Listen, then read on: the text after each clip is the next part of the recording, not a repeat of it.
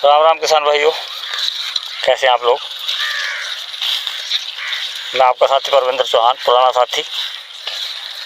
दोस्तों, पहले तो आप ये देख लीजिए बंदरों की कारस्तानी। अभी तो फिलहाल थोड़ी सी हाथ में दिखाई दे रही है, बहुत सारी मैं इकट्ठी करके रख आया हूँ ऊपर की साइड में। देख लीजिए, ये बंदरों की कारस्तानी है। बंदर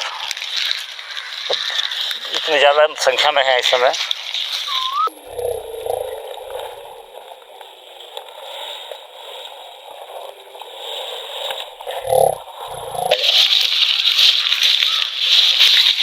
क्या किया जाए बताइए आप लोग। और घास का स्प्रे भी किया था थोड़ा सा इसमें। ये देखिए घास आपको दिखाई दे रही है सूखती हुई, लेकिन बहुत पूरी तरह से प्रभावी नहीं है। तो ये वैसे ही बहुत ज़्यादा अच्छी नहीं हो पाई है इस साल। ऊपर से प्राकृतिक आपदा भी बंदरों की और घास ना सही होने की आपदा आई है। इसके लिए क्या किया जाए आप लोग बताइएगा। इसको कोई हल हो तो। अब हल आप बता दीजिएंगे तो ज़रा मैं भी उस हल को कोशिश करूँगा करने की। लेकिन कुल मिला के नुकसान ही नुकसान है, फ़ायदा कहीं से कहीं तक कुछ भी है नहीं। किसान होना सबसे ज़्यादा दुखी आत्मा होना है इस टाइम में संसार की। तो आप समझिएगा कि मैं क्यों कह रहा हूँ इस बात को। क्योंकि किसान को चारों तरफ से ही परेशानी है। मौसम की मार है। आज सुबह बरसात भी हुई। जो लोग चरी बोने भूखे रुके मतलब बू चुके थे, अभी एक दो दिन में उनकी चरी खराब हुई।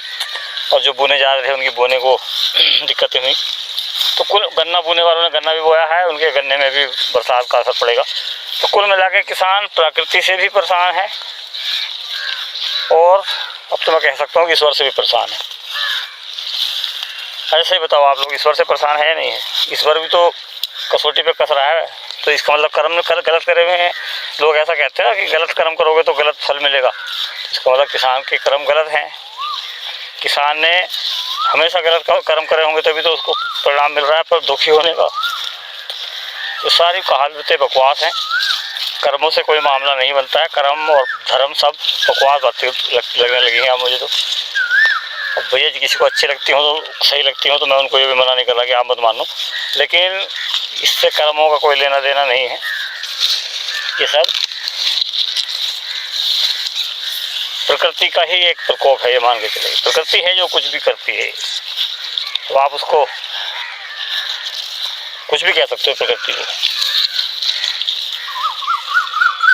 प्रकृति ने इतना कुछ कर दिया है तो किसान को भैया झेलना है। देखिएगा पीढ़ी इतनी बढ़िया ज़बरदस्त नहीं हो पाई है जितनी होनी चाहिए थी, लेकिन मैं थोड़ा सा मजबूर भी था, कुछ इसको नहीं उजाड़ पाया, इसके बदले में दोबारा नहीं बो पाया। बहुत सारी समस्याएं थी तो फिलहाल उसी को चलने दे रहा था। तो अब उसको बंदर नहीं चैन लेने देते। अब मैं बार बार इसीलिए कह रहा हूँ सभी किसानों से कि किसान भाइयों, खेती से तो आप बहुत कुछ नहीं पाओगे। रोटी खाने को मिल जाएगी यही बहुत है, कपड़े पहनने को मिल जाएंगे तो ये बहुत है, लेकिन इससे ज़्यादा और हो सकता है कर्जे में भी आप बनते रहो, खेती करते रहोगे तो कर्जा आपका सिर पे से जाएगा ही। मेरे अभी कर्जा नहीं उतर रहा है भैया, लेकिन मैं नेटवर्किंग कर रहा हूँ, ये आपको मालूम है। और मैं नेटवर्किंग अब और ज़्यादा मजबूत तरीके से करूँगा, क्योंकि मुझे दिखाई दे रहा है कि खेती का इस तरह की चीज़ों का भविष्य जीरो है, बिल्कुल जीरो है। देख लीजिए आप अपनी आंखों से देख लीजिए। जिसको बहुत पक्की फसल माना जाता था, ओले का भी कोई इस तरह असर नहीं होता था, तो उसको बंदरों ने ठिकाने लगा रखा है। और वो तो ये शुक्र है कि हमारे क्षेत्र में आवारा पशुओं का प्रकोप नहीं है। क्यों? क्योंकि उनको तुरंत गौशाला छोड़ के आया जाता है, जैसे एक या दो दिखाई देते हैं। तो अब उस समस्या से समाधान निजात पा लिया है तो ये समस्या सामने खड़ी होगी। और ये बंदर साल में कई बार चक्कर लगा जाते हैं जी। तो दोस्तों फिलहाल देख ही रहे हैं आप। अब दुखी मन से क्या कहूँ, आगे ज़्यादा मन से बातें भी शब्द भी नहीं निकल रहे हैं। लेकिन कुल मिला के भैया मैं तो यही कहूँगा, किसानी के साथ साथ नेटवर्क मार्केटिंग अपनाइएगा, जिससे कि खेती छोड़ने के लिए मैं बोल नहीं रहा हूँ, खेती करिएगा आप। क्योंकि खेती खाली पैसा कमाने के लिए नहीं कर रहे हैं हम लोग, एक परंपरा को निभा रहे हैं। उस परंपरा को निभाते हुए नेटवर्क मार्केटिंग भी हमें करनी है। तो आप लोग नेटवर्क मार्केटिंग के बारे में जानिए, उसको आजमाइए और RCM ही कीजिए। RCM से ज़्यादा अच्छी नेटवर्क मार्केटिंग की कंपनी कोई मुझे लगती नहीं। तो आप भी जब जानोगे RCM के बारे में तो आप भी यही कहोगे जो मैं बता रहा हूँ आपसे। तो RCM को ही तरजीह देनी है, आगे RCM को ही आगे रखना है। तो देखिएगा ये सब आज बंदरों ने तोड़ा है काफ़ी। इसको लगाया था मैंने बहुत समय पहले, और ये देखिएगा ये है सारा गन्ना इकट्ठा। तो आप लगाइएगा कि कितना नुकसान है।